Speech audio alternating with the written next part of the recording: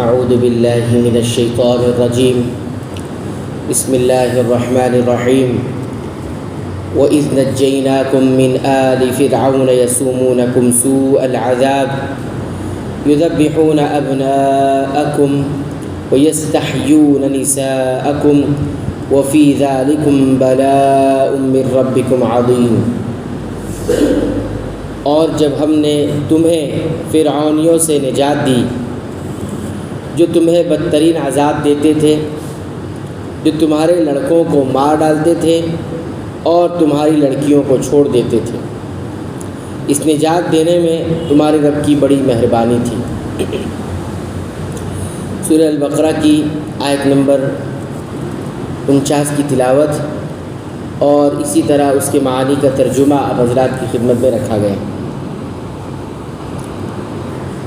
اس آیت کریمہ میں اللہ تعالیٰ نے بنی اسرائیل کو خطاب کرتے ہوئے یہ بھی کہا ہے کہ تمہارے اوپر نعمت کی ایک اور شکل تھی، اور وہ کیا تھی کہ ہم نے تمہیں فرعونیوں سے نجات دی تھی،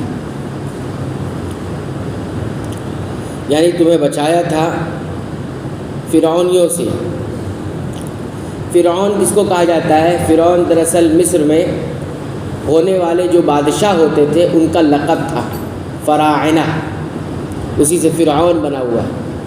تو کئی بادشاہ تھے، وہ سب کو فرعون ہی کہا جاتا تھا، ان کا لقب ہوا کرتا تھا۔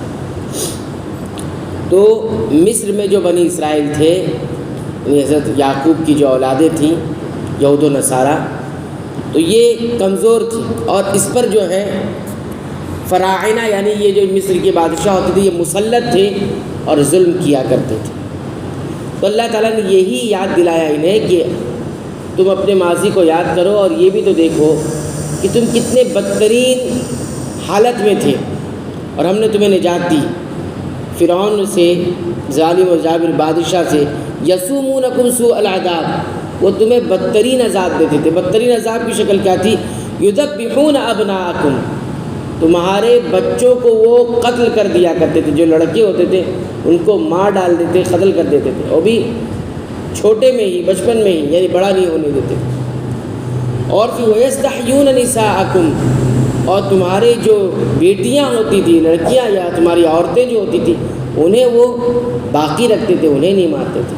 یہ بہت بڑی ذلت ہے کسی قوم کے لیے کہ اس قوم کے مرد حضرات کو مار ڈالا جائے، ختم کر دیا جائے، اور عورتوں کو چھوڑ دیا جائے، یعنی وہ ذلت والی زندگی گزاریں۔ ظاہر سی بات ہے، جو خواتین ہیں، بیٹیاں ہیں، مائیں ہیں، ان کو ان کی سرپرستوں کے بغیر، شوہر کے بغیر، ماں باپ کے بغیر چھوڑ دیا جائے گا، کس طرح سے ذلت کی زندگی ہوگی اور کتنی بدترین زندگی ہوگی۔ اللہ نے فرمایا کہ وہ تمہارے ساتھ اس طرح کیا کرتے تھے۔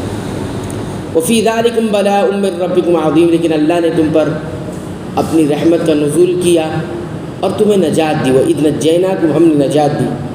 وفی ذالکم، اور اس نجات دینے میں، بلاء من ربکم عظیم، بلا سے مراد یہاں پر مہربانی ہے، تمہارے لیے اللہ کی طرف سے بہت بڑی مہربانی تھی۔ تو اس طرح سے اللہ رب العالمین نے بنی اسرائیل کو اپنی اس نعمت کا بھی ذکر یاد دلایا۔ ایک تو دینے والی نعمت ہوتی ہے، فائدہ پہنچتا ہے، اور ایک نعمت کی ایک شکل ہوتی ہے کہ نقصان سے بچا لیا جائے۔ انسان دونوں پہلو پر غور نہیں کرتا، کبھی کبھی نجات کو ہی نعمت سمجھتا ہے کہ ہم کو نجات مل گئی، اور حاصل ہونے والی نعمت کو نہیں سمجھتا کہ یہ بھی نعمت ہوتی ہے۔ کبھی اس کے برعکس بھی ہوتا ہے کہ انسان حاصل ہونے والی نعمت کو نعمت سمجھتا ہے، لیکن جو نقصان سے بچایا گیا، مصیبت سے نکالا گیا، اس کو نعمت نہیں سمجھتا ہے۔ تو یہاں اللہ رب العالمین نے دونوں قسم کی نعمت کو جمع کر کے یہ بتایا کہ انسان واقعی معنوں میں اللہ کا شکر ادا کرنا چاہتا ہے تو دونوں طرح کی نعمتوں پر نظر رکھے، ہے نا۔ دیکھیے کتنے بہت کچھ ہمارے درمیان ایسے لوگ رہتے ہیں، اور ہم خود بھی ماضی میں ہماری زندگی کیسی تھی، ہاں، اب یہ دیکھ لیں معاشی اعتبار سے ہم بڑے کمزور تھے، ہاں، کھانے کو نہیں ہوتا تھا، رہنے کو برابر گھر نہیں تھے، لیکن اللہ تعالیٰ نے نواز دیا، ہاں، تو ایک نقصان سے بچایا۔ اس پر کبھی کبھی انسان غور نہیں کر پاتا اور اس پر شکر ادا نہیں کرتا، یاد نہیں رکھتا اس وقت۔ اور کبھی کبھی ایسا ہوتا ہے کہ انسان اس کی حالت خراب ہو گئی، لیکن پہلے حالت بہت اچھی تھی، اس کو نہیں یاد رکھتا کہ پہلے کتنے اچھے تھے، خوشحال تھے، سب کچھ تھا، صحت تھی، یہ بھی نعمت تھی۔ تو حاصل ہونے والی نعمت کو کبھی بھول جاتا ہے، اور کبھی کبھی جو بدحالی تھی یا مصیبت تھی اس کو بھول جاتا ہے۔ دونوں کو انسان جب یاد رکھے، جیسے کہ بنی اسرائیل کو دونوں یاد دلائے گئے، اس سے پہلے فضلتکم کہہ کر یہ بتایا کہ تم پر بہت فضیلتیں دی، یعنی تمہیں انعام دے رکھا تھا، رحمتیں کر رکھی تھی۔ تو اس طرح سے اللہ تعالیٰ نے دونوں طرح کی نعمتوں کو ذکر کرنے کے بعد یہ بتایا کہ یہ امتحان تھا۔ بلا کا مطلب امتحان بھی ہوتا ہے، اور بہت بڑی مہربانی جہاں تھی وہیں اس میں امتحان بھی تھا۔ امتحان یہ تھا کہ تم میں سے کون شکر ادا کرتا ہے، کون شکر ادا نہیں کرتا ہے، ٹھیک ہے۔ اور ان کے شکر ادا کرنے کی ایک شکل کیا بتائی گئی تھی کہ اب جب کہ نبی کریم صلی اللہ علیہ وسلم آ چکے ہیں، یعنی محمد صلی اللہ علیہ وسلم آ چکے ہیں، تو تمہاری شکر گزاری کا ایک شکل یہ ہے کہ تم ان پر ایمان لاؤ۔ اگر کوئی کتنا بھی اچھا ہو جائے لیکن رسول اکرم صلی اللہ علیہ وسلم پر ایمان نہیں لاتا ان کے آ جانے کے بعد، تو ایسی صورت میں وہ شکر گزار نہیں ہوگا۔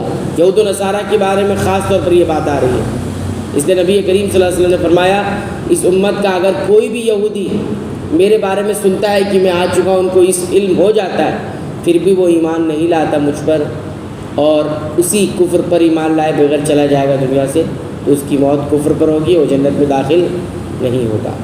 تو یہ یہاں پر اللہ تعالیٰ نے بنی اسرائیل کی پر کی جانے والی ایک نعمت کا بھی ذکر کیا ہے۔ اب اس آیت کریمہ سے ہمیں کیا سیکھنے کو ملا، انشاءاللہ آئندہ درس میں اس کا ذکر کریں گے۔